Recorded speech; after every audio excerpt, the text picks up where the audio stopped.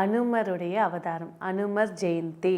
அதாவது இந்த டிசம்பர் மாதம் 19ஆம் தேதி 12ஆம் மாதம் 2025 அன்னைக்கு அமாவாசை திதியும் 20ஆம் தேதி மூல நட்சத்திரமும் இருக்குங்க. அப்போ நட்சத்திரத்தை கொண்டாடணுமா திதியை கொண்டாடணுமா? உடனே நம்மளுக்கு நினைவு வருதுன்னா இறைவனை வழிபாடு செய்ய, அதாவது ஜீவாத்மகமாக அமர்ந்து நம்மளை எல்லோரையும் காக்கக்கூடிய இறைவனை திதியில தான் வழிபாடு செய்யணும்.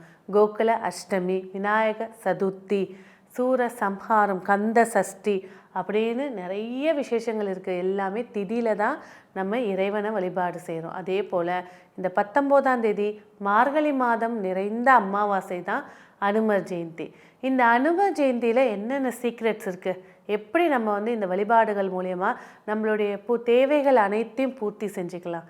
உடனே நம்மளுக்கு நினைவு வருது என்னங்க, அஞ்சனையுடைய மைந்தன் ஆஞ்சநேயன் அந்த சூரியனை ஆரஞ்சு பழம்னு நினச்சிட்டு கிட்ட போகும்போது எங்கே குழந்தைக்கு ஏதாவது ஆகிடுமோன்னு இந்திர பகவான் தன்னுடைய வஜ்ராயுதத்தால் தாடையில் அடிக்க அந்த முகத்தினுடைய மாற்றங்கள் ஏற்பட, வாயு பகவான் தன்னுடைய மைந்தனை அடிச்சிட்டாங்களேன்னு சொல்லி கோபப்பட்டு காற்றையே நிறுத்த எல்லா தேவர்களும் இந்த அனுமனை ஆசீர்வாதம் செஞ்சு ஆயுதங்கள் கொடுத்து தீர்காயுசாக சஞ்சீவியாக வாழ்வாய்.